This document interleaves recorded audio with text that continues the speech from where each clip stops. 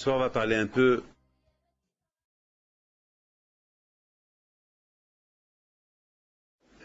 du Mishkan. Le Mishkan, c'est le tabernacle. Comme c'est écrit dans la Torah, Ve'asu le Mishkan ve'shachanti betocham. HaKadosh Baruch Hu, il demande au peuple juif, pour pouvoir résider parmi eux, avec eux, de faire un tabernacle, un Mishkan, une maison. Alors sur ce, nos sages ils disent comme ça. Au moment que HaKadosh Baruch Hu, il a dit à Moshe Rabbeinu qu'il avait l'intention de résider parmi nous, alors Moshe Rabbeinu alav shalom, il était un peu inquiet. Il a demandé à HaKadosh Baruch Hu, Hachem, je voudrais bien savoir où tu peux résider, parce que tu n'as pas une place, par exemple. Nous on est limités. Nous, ça nous suffit une chambre. Dans une chambre, on peut rentrer dans une chambre et on habite dans une chambre. On peut faire... Vous savez, en Israël aujourd'hui, il y a beaucoup de maisons où il y a 11 enfants. Ils dorment les uns sur les autres. Ce samedi soir, j'ai vu un petit film d'un rabbin qui l'a filmé un peu c'est une soirée de collecte de fonds pour les pauvres en Israël. Et vraiment, on a vu des photos, des petites vidéos, des petits films, des gens, une famille entière qui dort dans une chambre et demie. 11 enfants. 11 personnes dans une chambre et demie. C'est inimaginable. Les uns sur les autres. Bon, nous, on peut s'arranger. Nous, on est limités. On est limités. Vous savez, beaucoup des fois, on voit des gens qui ont des grandes villas. Des grandes villas, ça ne veut pas dire... Ils s'occupent pas de la grande villa. Ils occupent peut-être une chambre, c'est tout. Ou 2 chambres dans une grande villa. Le reste, il est presque inhabité, c'est une décoration, pas plus. Alors Moshe, il entend Hachem qui lui dit, faites-moi une maison pour résider parmi vous. Alors, HaKadosh Baruch Hu, Moshe Rabbeinu, il avait l'impression de dire à HaKadosh Baruch Hu, mais pour le Shalom, où on va te construire une maison pour toi? Toi, tu es Ensof, toi, tu es illimité, au-delà de l'imagination. Où on peut te faire une maison? Où?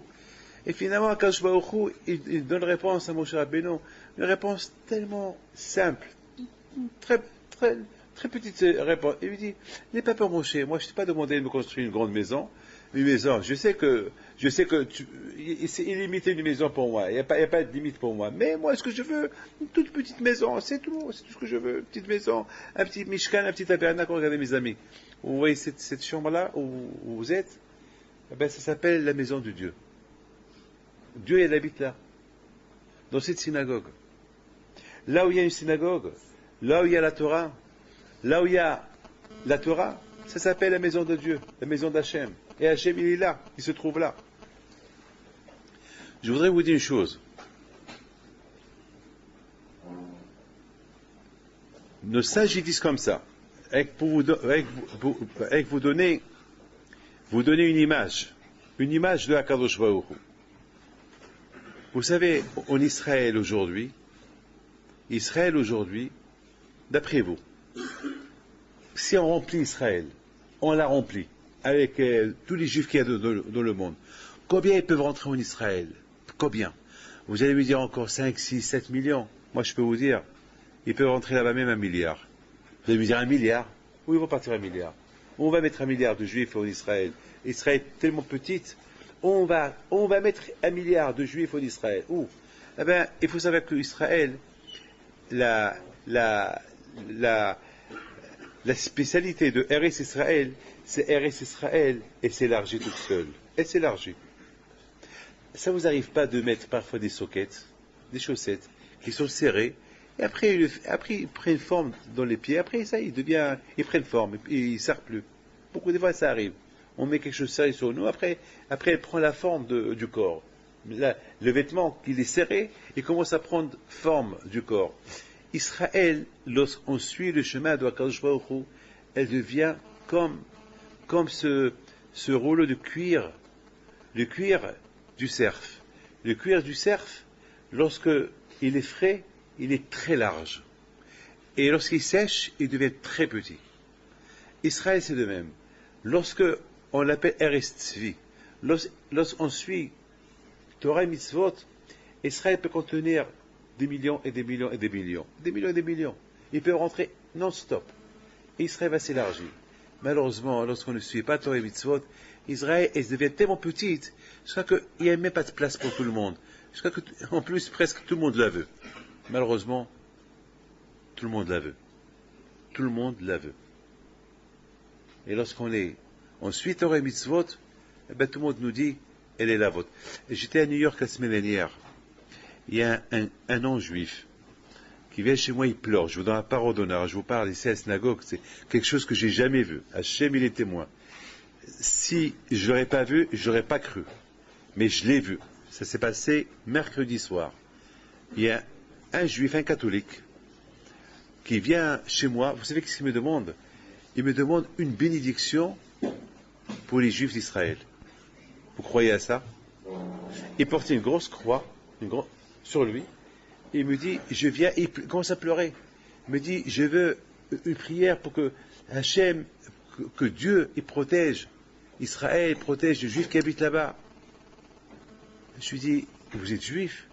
Parce que j'ai vu une croix sur lui. Je vous ai juif. Il m'a dit, non, je ne suis pas juif, mais je suis très croyant, et je crois beaucoup en Dieu, et je crois beaucoup que vous, le peuple choisi, que vous méritez, si on est là, c'est grâce à vous. Il a commencé, j'ai eu peur d'écouter, j'ai cru, peut-être qu'il me tend un piège, je vois qu'il a commencé à pleurer. Non, j'ai dit, bon, puisque tu pries, eh ben, que Dieu fasse que la prière soit acceptée. Israël, c'est comme ça. Lorsqu'on suit Torah Mitzvot, il n'y a pas de problème. Tout le monde nous respecte. Tout le monde nous respecte. Et le contraire, Israël, elle devient Eretz Avotenu. Elle devient la terre, la terre de HaKadosh Baruch Hu. Imaginez-vous une chose. La Torah dit que Hachem, les yeux d'Hachem, ils sont braqués sur Israël. Ils regardent Israël. Hachem, vous imaginez un roi, avec un roi puissant, qui vous regarde. Il fait un grand sourire.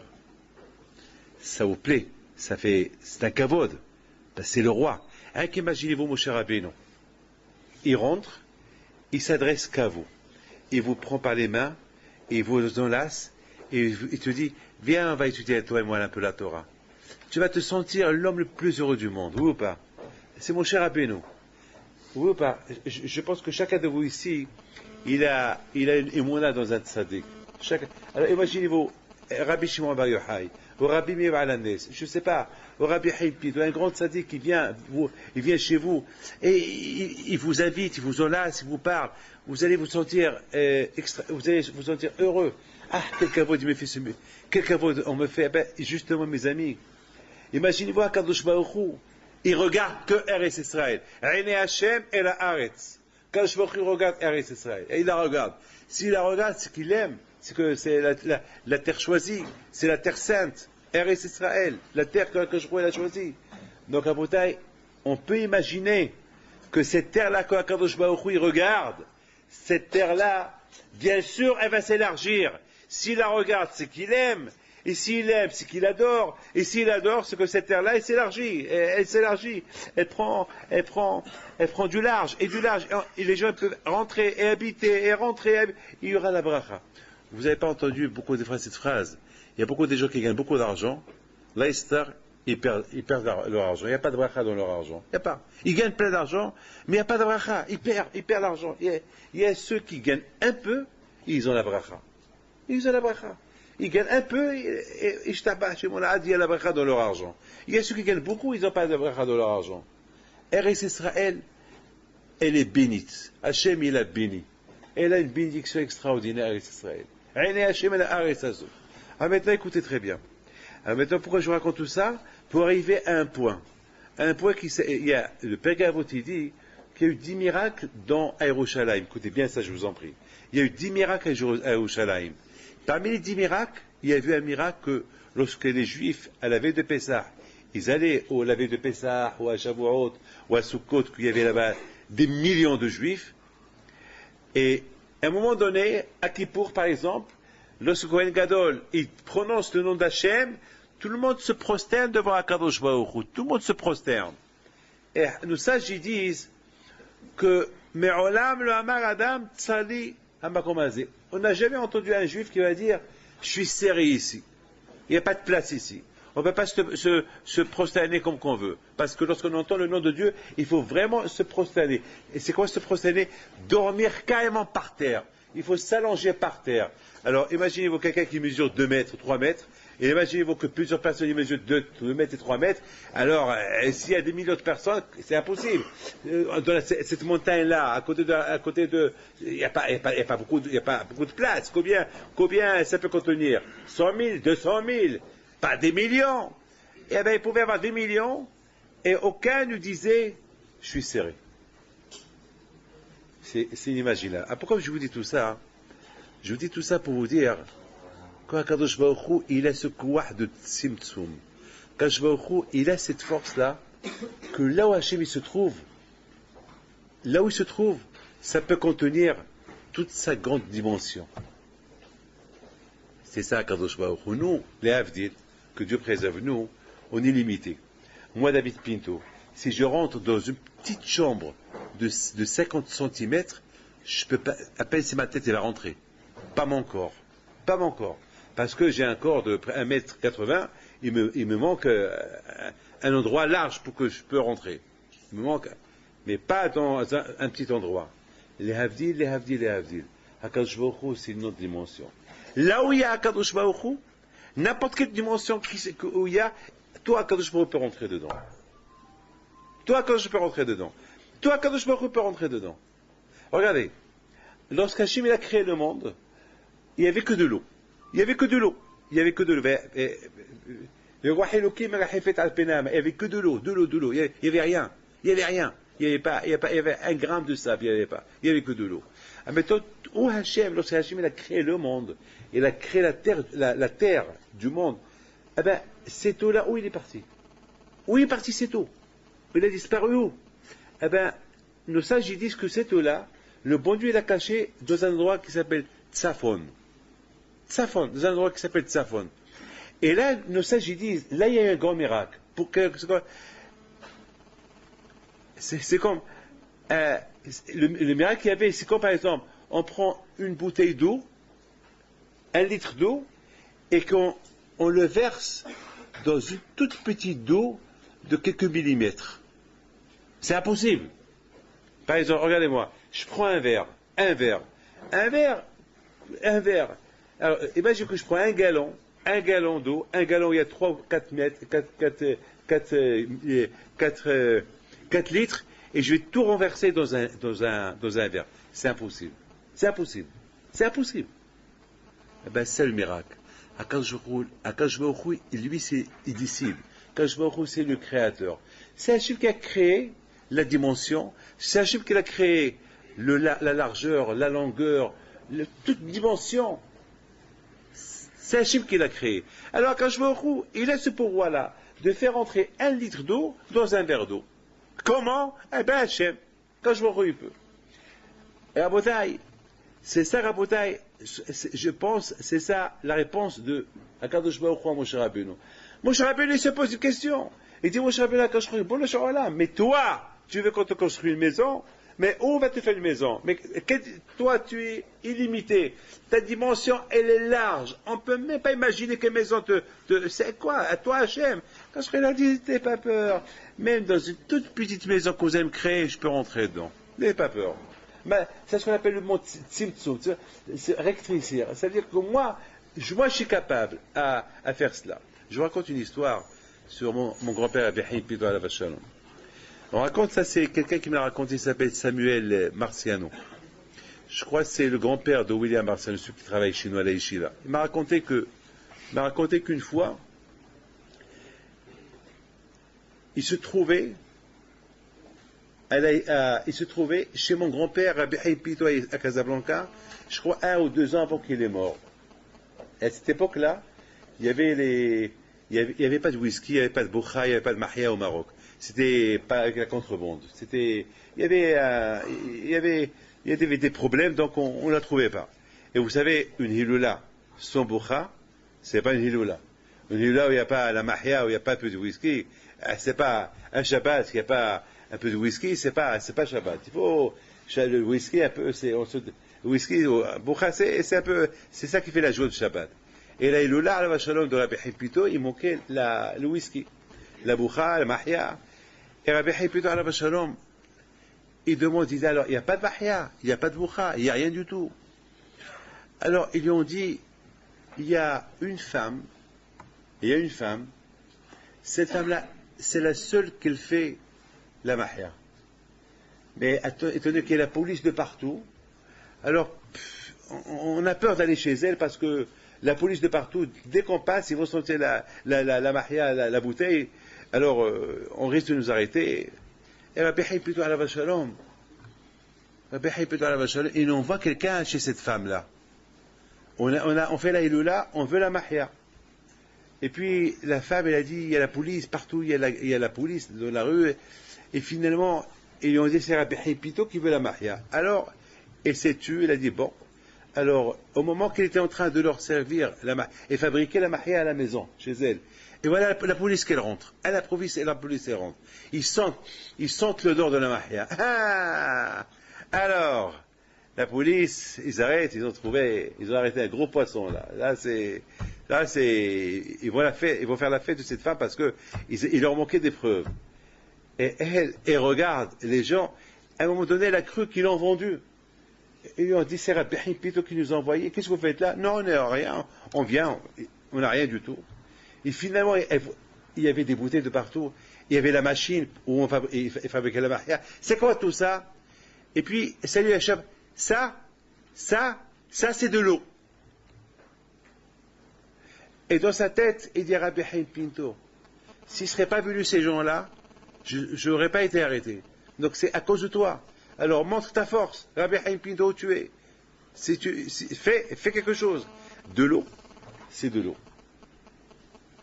Alors à Boutaï, il y avait là-bas un sergent, il y avait aussi la police française, ils prennent une bouteille, ils ouvrent la bouteille, c'est de l'eau. Avec un bon bouchon comme ça, c'est de l'eau. C'est de l'eau.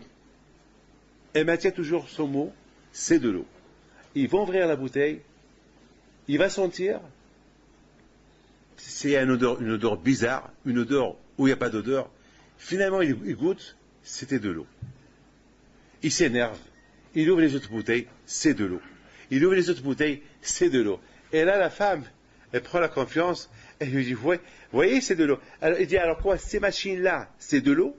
Ces machines qu'on fabrique comme arrière? Ah ben oui, c'est des machines de mes grands-parents, mais jamais utilisées. D'ailleurs, regardez, il n'y a que de l'eau. Trouvez-moi une bouteille de Maria. Ils cherchent de partout, il n'y avait que de l'eau. Finalement, ils sont restés un peu, ils étaient un peu ridicules. Bon, ils n'avaient pas le choix. Ils étaient obligés de quitter les lieux. Et la femme, dit aux gens, alors, prenez ce que vous voulez. Prenez Rabbi Pito, ce qu'il veut. Ils ont pris des bouteilles et ils ont raconté à Rabbi Pito toute l'histoire. Rabbi Pito, il a dit, ouais, le miracle, c'était là-bas, ici, on va se saouler. Ici, on va faire les haïm, ici, on va faire... Et puis, Rabbi Pito, à la Shalom, il commence à donner à tout le monde. Et alors, ces gens commencent à boire, ils boivent de l'eau. Et Rabbi Pito, il a dit, attends, je vous ai envoyé pour m'apporter de la mahia, pas de l'eau, allez, buvez. Et ils ont bu de la mahia. Voilà les tzadikim à bouteille. Si les tzadikim, ils peuvent faire ça, ça c'est une goutte dans l'océan. Ce que les tzadikim, ils sont capables de faire. C'est une goutte dans l'océan. Ce que les tzadikim peuvent être capables de faire. Alors Hachem, qu'est-ce qu'il est capable de faire à Kadosh Baruch Hu? Kadosh Baruch Hu, qu'il est le maître. Kadosh Baruch Hu, qu'il est le barlabayt, le propriétaire. Le maître des tzadikim. Qu'il est Hachem, qu'il est bien sûr qu'il peut tout changer. Elle a écouté très bien. Donc, Moshe Rabbeinu alav shalom, au départ, lorsqu'un Baruch Hu lui dit, faites-moi un sanctuaire où je vais habiter, au départ, Moshe Rabbeinu, il n'a pas compris. Il a dit, Hachem, c'est impossible. Et Baruch Hu lui dit, c'est possible. Avec moi, tout est possible. Parce que moi, je peux même résider dans une chambre d'1 mètre carré. Je peux rentrer là-bas. Là, même que je suis l'infini, que je suis d'une dimension incalculable qu'on ne peut même pas mesurer, qu'on ne peut même pas calculer, mais en dehors, ce que vous pouvez penser, alors que vous êtes limité, moi je suis illimité. Moi je peux rentrer partout. Ça, c'est, mes amis, ce qu'Akadosh Baruch Hu, il a voulu apprendre à Moshe Rabbeinu. Vous savez, à bouteille, Moshe Rabbeinu alav shalom, c'est écrit, écoutez bien, c'est là où je voulais arriver. C'est écrit dans la Torah Écoutez très bien ça. Hein. Et c'est là que je vais un peu renforcer ce que je suis en train de vous expliquer. Écoutez bien ce que... C'est écrit dans la Torah, la paracha la semaine dernière, paracha de Picodé. C'est écrit que les bénis Israël, ils ont apporté toutes les pièces détachées. Après, je vous raconte une super histoire. Ils ont apporté toutes les pièces détachées, le Mishkan, le tabernacle, en pièces détachées. Voilà, toutes les pièces détachées, ils sont là. Voilà. C'est écrit dans la Torah, et un Mishkan, les Moshe Rabbeinu. Et que là, ils ont tout apporté. Je vous donne la parole d'honneur. J'ai pas beaucoup compris pourquoi la Torah nous dit que les bénis Israël, ils ont apporté. J'ai pas compris. Vous savez très bien que les bénis Israël, ils ont, Hachem, il leur dit de faire le Mishkan, pour Hachem, très bien. Mais là, la Torah, il dit qu'ils ont apporté le Mishkan. Ils ont apporté tous les pièces détachées qui sont là. Je ne sais pas pourquoi la Torah nous dit ça. Mais ce qui est impressionnant, c'est que maintenant, c'est écrit dans la Torah que Moshe Rabbeinu tout seul, Vayake Moshe. Moshe Rabbeinu à la vache tout seul, il a élevé, il a fixé le tabernacle. Voilà. Alors maintenant, aidez-moi à comprendre ça. Est-ce que Moshe Rabbeinu, il ne pouvait pas demander de l'aide à d'autres personnes pour faire monter le Mishkan? Voilà, c'est tout ce que je veux savoir. Écoutez-moi. Vous savez c'est quoi une tente? Je ne sais pas si vous avez, pour ceux qui étaient au Maroc, il y avait des gens qui sont partis avec moi à l'Aïloula au Maroc cette année, à l'Aïloula. Alors, ceux qui étaient au Maroc, vous avez vu, on a passé Shabbat dans la grande tente. Cette tente-là, vous imaginez cette tente-là, une seule personne, il va la construire, c'est impossible, oui ou pas? Vous êtes tous d'accord? Une tente, il faut 50 personnes, plusieurs personnes. Et surtout le tabernacle, c'était lourd. Il avait 48 poteaux, des poteaux qui pèsent très très lourd. Alors, chaque année, je pose cette question, et chaque année, j'essaie de trouver une réponse. Je n'ai pas compris pourquoi Moshe Rabbeinu, alav shalom, il n'avait pas besoin de demander de l'aide à d'autres personnes. Si Moshe Rabbeinu t'aurait demandé de l'aider, tu aurais été content de l'aider, oui ou pas? Bien sûr. Qui va refuser à Moshe Rabbeinu? Au contraire, c'est une joie de construire avec Moshe Rabbeinu le tabernacle. C'est une joie. Et on voit Moshe Rabbeinu alav shalom tout seul. Il a fixé le tabernacle sans l'aide de personne. Et c'est ça, mes amis, ma question. Pourquoi Moshe Rabbeinu, il n'a pas demandé l'aide aux Juifs de l'aider pour construire le tabernacle? Qui peut me donner une réponse? Qui peut essayer, ouvrir un peu les portes de cette question-là pour voir, c'est quoi tous les Juifs qui apportent le Mishkan, et voilà, il lui apporte tous les pièces détachées qui sont là. Alors Moshe Rabbeinu, qu'est-ce qu'il fait? Il commence à les coller, hop, il monte tout seul, en tchic-tchac. Et après, le soir, il le démonte, il le remonte, sans demander de l'aide à personne. Tout seul. Tout seul. C'est un peu dur, hein? Quelqu'un peut me donner une petite réponse, rien que Machio, quelque chose à ouvrir un peu le chemin, ouvrir le bal, hein? Ouvrir un peu, pour voir, c'est quoi ça, Moshe Rabbeinu alav shalom, tout seul, il demande d'aide à personne. Alors, écoutez-moi bien, écoutez bien.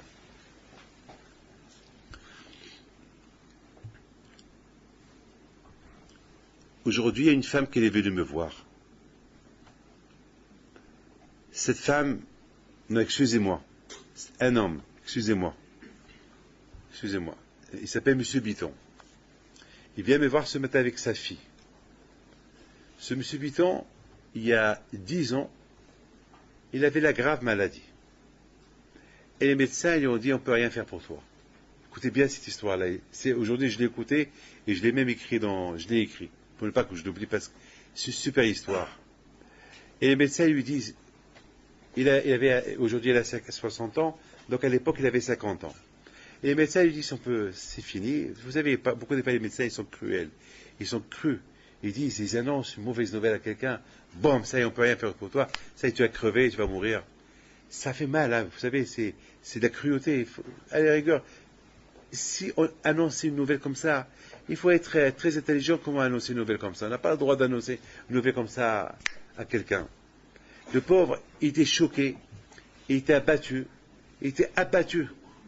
Et il lui dit, alors, vous savez quoi? Prenez un peu de vacances. Allez-y, vous prenez des vacances. Allez-y chez vous en Israël. Allez-y manger ce que vous voulez. Plus de régime maintenant. Si vous arrivez à manger, faites vos testaments. Et lui, il regarde. Et lui, c'est un juif marocain. Un biton. Que lui, il a les mona en Dieu. Et qu'il a les mona dans les tzadikim. Vous savez, le juif, il est comme ça. Le juif, il a toujours une dernière adresse. On a beau être loin de tout, ce qui nous rapproche de Dieu, c'est les problèmes, les épreuves, les maladies, parnassa. Beaucoup de fois, c'est ça qui nous rapproche de chez Akadosh Baruch Hu. Et lui, il commence à réfléchir. Il regarde sa femme, il regarde sa fille. Il dit, ah ben, on va cachériser la maison. On va commencer à manger cachère. On va retourner vers Dieu. Et sa femme lui dit, et si malgré tout il t'arrive quelque chose, il dit, si malgré tout il m'arrive quelque chose, eh bien il faut continuer. C'est pas parce que, il faut continuer. Et voilà, mes amis, il va au Maroc. Il va pèleriner les tzadikim. Il va à Essaouira. Il va chez Rabbi Haim Pinto, il pleure là-bas le pauvre. Et là-bas sur le tombeau, il s'endort. Il s'endort. Il rêve Rabbi Haim Pinto. Il a un srout. Il rêve. Il lui dit, tu sais, ta prière, elle a été écoutée. Tu ne vas pas mourir. Tu vas vivre. Tu retournes chez ton médecin qui te refait les analyses. Tu n'as rien. Il se réveille. Il était heureux. Mais après, il était malheureux parce que c'était avec un rêve. Il raconte à sa femme le rêve. Et sa femme lui dit, ben, si tu as rêvé ce rêve ici sur le tombeau, et en plus tu t'es endormi, c'est que ce rêve-là, il va se réaliser. Qu'est-ce que tu perds? On retourne en France, et tu refais les analyses. C'est ce qu'il fait. Et le médecin, il lui fait refaire les analyses. 2 fois, 3 fois. Il dit, on ne comprend rien, tu n'as rien. Et aujourd'hui, le pauvre, il retourne parce que quelque chose, quelque part, ça retourne encore. Donc ça veut dire, bon, il a eu 10 ans de guérison. Et maintenant, ça commence à retourner, mais il me dit, vous croyez, Rabbi David, que je baisse les bras? Ah ben, je ne baisse pas les bras. Je ne baisse pas les bras. Je vais recommencer ce que j'ai fait il y a 10 ans. Je vais recommencer, je vais encore repartir à Essaouira, chez votre grand-père encore, et encore je vais lui demander qu'il m'ajoute encore 10 ans. Et alors j'aurai 70 ans, je vais retourner encore chez lui. Jusqu'à que j'aurai ras-le-bol de la vie. Voilà, quel est mon art. Quelle foi, comment il parle ce monsieur-là. La même histoire, mes amis, hier soir on est parti à un mariage, il y a un qui me suit, il me dit, Rabbi David, je suis content de vous voir, 15 ans je ne vous ai pas vu. Eh bien, sachez que lorsque papa il est mort, vous êtes venu à l'enterrement de mon père, et vous avez parlé de mon père, ça nous a réveillés depuis, j'ai fait teshuva. Et je lui dis, qui t'a fait faire teshuva? Il me dit, parce que vous avez dit une phrase. Quelle phrase j'ai dit? Il m'a dit, vous avez dit une phrase, vous avez mis votre doigt sur le cercueil de mon père, et vous avez dit, eh ben, vous voyez ce que je suis en train de voir? Eh ben, c'est ça, notre avenir tous. Tôt ou tard. Il m'a dit, ça m'a choqué cette phrase-là. Et pourtant, c'est une phrase qui choque certains, et c'est une phrase qui ne va pas choquer certains. Quelle est la raison? Eh bien, ceux qui sont choqués par cette phrase, c'est parce qu'ils prennent conscience que c'est le Hémet. Je donne un billet de 500 € à quelqu'un. Je dis, c'est quoi ça? Il me dit, c'est 500 €. Parce que c'est une mitziout. C'est une réalité. C'est 500 €. C'est pas un papier. C'est un billet. C'est une réalité. Ben, il y a des gens qui voient la réalité. Il y a des gens qui ne veulent pas, comme par exemple, aujourd'hui, il y a beaucoup de gens qui ne veulent pas croire à la Shoah. La Shoah, c'est du bidon. La Shoah, ça n'existe pas. Tout ça, c'est Wallo. Jamais il y a eu la Shoah. Ça n'existe pas la Shoah. Et pourtant, on va leur montrer les camps de concentration, et on va leur montrer Auschwitz, Ils disent non, tout ça c'est des trucs montés, c'est des histoires montées. Et on va leur monter des films, on va leur monter des cendres, des 6 millions de juifs. Ah, tout ça c'est des cendres bidons, c'est des cendres, c'est des vaches brûlées, c'est rien, tout ça.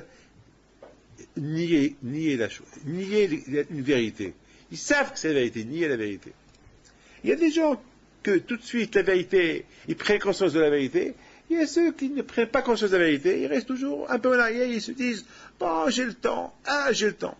Écoutez très bien. Les tzadikim, les dimensions des tzadikim, écoutez très bien, là je vais arriver à un point très très sensible. Je vous donne la parole d'honneur, je ne sais pas, déjà je suis fier de vous. Déjà je commence par vous donner un compliment. Que pendant Baruch Hashem, pendant tout cet hiver-là, vous êtes venus chaque lundi écouter mon fils Rabbi Moshe. Et bien sûr, que vous êtes des jeunes. Et bien sûr, vous avez votre petite Sahara. Et bien sûr, il y a des sorties, il y a ceci, parfois il y a des matchs de football, parfois il y a des sorties, parfois il y a une inconvénience, vous êtes serré, il fait chaud, et voilà, l'été qui approche, et bien sûr, il peut y avoir beaucoup d'excuses pour ne pas venir. Et quel sacrifice vous faites pour venir?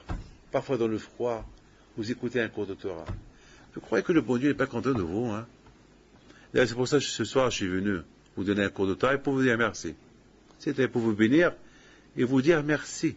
Et vous dire que je vous adore et je vous aime avec tout ce que vous faites. Parce que vous êtes des tzadikim pour moi. Vous êtes des grands tzadikim. Il y a des tzadikim avec une barbe blanche, et bien il y a des tzadikim avec des blousons noirs comme vous. Ou bien, sans cran d'arrêt. Hein. Voilà. Vous êtes des tzadikim. Un talit katan, regarde, je vois ici un beau garçon avec un talit katan. C'est ça, vous savez, ça c'est la révolution de Torah, ça. Ça, Hachem, s'il pouvait t'embrasser, descendre de là-haut et te dire je t'adore, je t'aime, ben il l'aurait fait. Il le fait sans que tu le vois. Il le fait. Aucun ne quitte ici ce soir sans avoir un bisou de Akadosh Baruch Hu. Il vous embrasse, Akadosh Baruch Hu. Il vous adore. Parce que vous faites des grands sacrifices pour lui. Et Hachem, il sait ce que vous faites pour lui. Hachem, il sait combien le tsara, il est fort. Eh bien, ce que vous avez gagné, c'est que Hachem, il réside en vous. Vous avez posé question. Quoi? Hachem, il réside en nous? Non. Mais nous, on a une kippa, maintenant, on s'endort, on prend la kippa, on l'enlève, parfois. Nous, mais toi, Rabbi David, et tzadikim, oui, Hachem réside en eux, mais pas nous. Eh bien, la réponse à moi, elle est non. Une erreur. Le fait déjà, ce sacrifice que vous avez fait, parce que ce sacrifice que vous avez fait, écoutez ce que je veux vous dire. Écoutez, vous savez, avant que vous êtes venu ici, vous vous êtes coupé en 1000 morceaux. Combien des épreuves vous avez eues? Et une copine qui va vous dire, allez, on sort ce soir, pas d'aller écouter un cours de Torah. Et l'autre qui t'appelle, allez, on va aller au bar, viens, allez, on va aller au restaurant, allez, il y a un match de foot. Et vous savez, on vous coupe en 1000 morceaux. Vous devenez des pièces détachées. Vous êtes tirés de tous les côtés pour ne pas venir à ce cours-là. Et à la fin, vous venez. Vous venez, vous apportez avec vous tous ces pièces détachées avec vous. Vous venez tous avec des sacs. On ne voit pas de sacs, on ne voit que des mains vides. Mais vous apportez avec vous les pieds, vous apportez avec vous les mains, vous apportez avec les pieds, et la tête, et le cerveau, et le cœur. Chaque juif, c'est un mishkan. Chaque juif, c'est un mishkan. Et lorsque le juif, Bémet, il veut se construire pour que Hachem y réside en lui, le Satan, il le déchiquette. Il le déchiquette. Il le coupe, il le coupe en petits morceaux. Pam, pam, pam, pam. Il lui apporte des épreuves. Des épreuves. Et bien, qu'est-ce que vous faites? Vous venez ici, vous écoutez Moshe, vous apportez votre corps, votre tête, votre main, vous êtes tous en pièces détachées. Et Dieu seul sait combien des épreuves vous avez passé pour arriver ici. Vous avez écouté un cours de Torah. Et une personne, celui qui vous donne le cours de Torah, il va vous refaire reconstruire, vous refaire, et il va vous dire, alors maintenant vous pouvez partir, vous êtes maintenant fixe. C'est ça la bouteille du Mishkan. Le Mishkan, c'est l'homme. L'homme, chaque seconde, il devient pièce détachée. Et c'est la Torah qui s'appelle Moshe qui va le remettre en place. Si on a confiance dans la Torah, si on a confiance en Dieu, eh ben on va se remettre en place. Mais si Hashui Shalom, il n'y a pas de Torah, alors cet homme-là, ou moi qui s'appelle Mishkan, moi qui s'appelle Tabernacle, eh ben malheureusement, je vais rester en pièce détachée à vie. Et de plus que je m'éloigne de Dieu, et de plus que je crée en moi une barrière entre moi et Akadosh Baruch Hu. Qui êtes-vous? Beaucoup de fois, le Satan il vous dit, mais qui êtes-vous? Pour que le bon Dieu réside en vous. Mais qui êtes-vous? Mais vous n'êtes rien, vous êtes bidon. Vous êtes bidon. Qui êtes-vous? Pour que le bon Dieu réside en vous. Vous n'êtes rien du tout. Vous n'êtes rien du tout. Hachem, il va résider en vous. Hein? La Torah il dit, Hachem va résider en vous. Mais qui êtes-vous? Vous êtes des gens. Vous êtes sales, vous êtes dégoûtants, vous puez. Regardez quelle tête vous avez. Et Dieu, il va résider en vous. Et il va résider en Moshe. Yaakov Abinu, Abraham Abinu, Yitzhak, mais vous, Stéphane, Rudy, Michael, vous. Mais impossible. C'est impossible. Et le Satan, il va vous éloigner, il va essayer par tous les moyens de vous faire perdre la face. Ah ben oui, c'est vrai, hein. C'est impossible. Il vous décourage. Il vous décourage. Mais sachez, écoutez, je vous en prie, écoutez ce que je vais vous dire. Chacun de vous, il a un peu de Moshe Rabbeinu. On dit, Torah tziva lanu Moshe, Morasha Kilat Yaakov. Torah tziva lanu Moshe. Moshe Rabbeinu alav shalom. À travers la Torah qui nous a enseigné, on crée un Moshe en nous. Il y a un Moshe Rabbeinu en toi, mon fils. Il y a un Moshe, c'est pas merci, c'est la vérité. Ne crois pas que je te fais service. Il y a un Moshe Rabbeinu en toi. Il y a un Moshe Rabbeinu en toi. Il y a un Moshe Rabbeinu en toi. Il y a un Moshe Rabbeinu en toi. Il y a un Moshe Rabbeinu en vous. À chacun de vous ici, il y a un Moshe Rabbeinu en vous. Et lorsque vous prenez en main, il y a qu'un Moshe.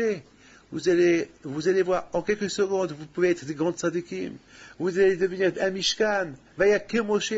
Chacun de nous, il peut se reconstruire avec un peu de teshuva, avec un peu des initiatives. Tiens, je vais aller à l'yeshiva, tiens, je vais écouter un cours, encore un cours, après je vais progresser, et je vais progresser. Et chaque jour, et que Dieu préserve, si le Satan, il nous casse, et nous tout de suite, on va venir écouter un cours de Torah pour se reconstruire.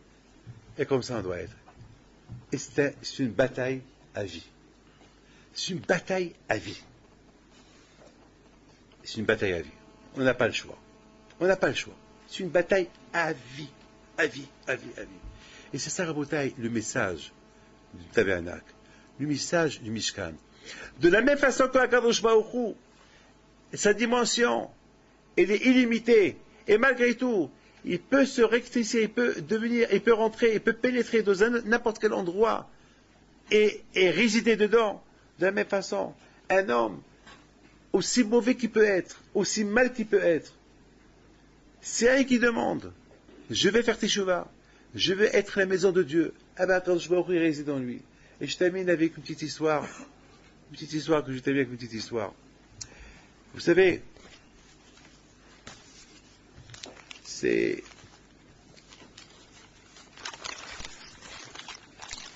Les tzadikim, ils sont super. Les tzadikim, on dirait Tzonere Aviase. Hachem, il accomplit la volonté des tzadikim. Et le tzadik, il a ce pouvoir-là de commander Dieu. Il lui commande. Dieu, il dit, t'as pas d'enfant. Le tzadik, il dit, tu auras un enfant.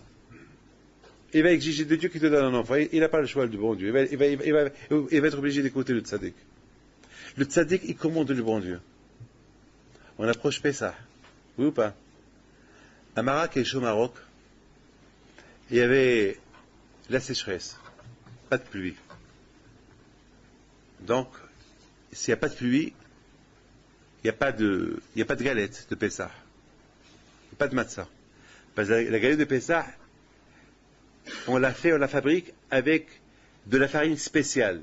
Avec de la farine que depuis le moment qu'on a fait la moisson, ou depuis qu'on a fait la récolte, il ne faut pas qu'il y ait une goutte d'eau qui tombe sur cette farine, sur ce blé-là. Si avec une goutte d'eau elle tombe, c'est fini. Elle est pas hametz, elle n'est pas cachère. Donc, et ça commence, et on vient chez le Rav, Rabbi Eliezer Sebag alav shalom. Ils lui ont dit, Rabbi,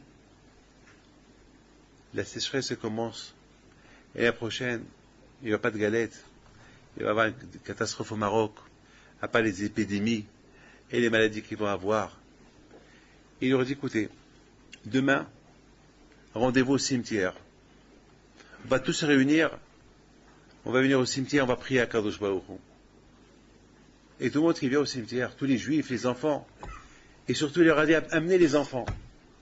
Et Rabbi Eliezer et Rabbi Sebag alav shalom diraient, Bono shel olam, qu'est-ce qu'ils vont manger ces enfants? Tu nous dis d'enseigner la Torah à nos enfants, mais s'ils n'ont pas de quoi manger, qu'est-ce qu'on va leur donner? Quelle éducation on va leur donner?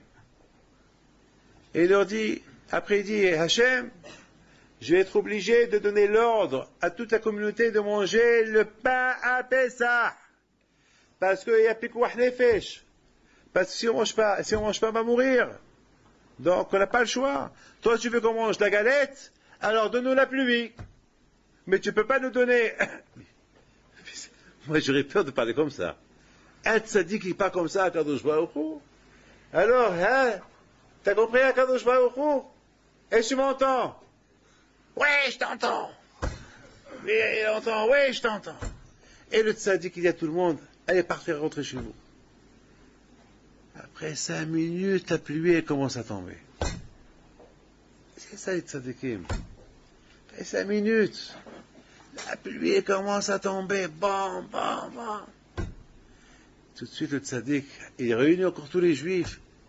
Il leur a dit, l'année prochaine, vous allez manger la galette, pas le hametz. Hachem, il nous a écoutés. Ça, c'est le tzaddikim. Hachem, il réside en eux.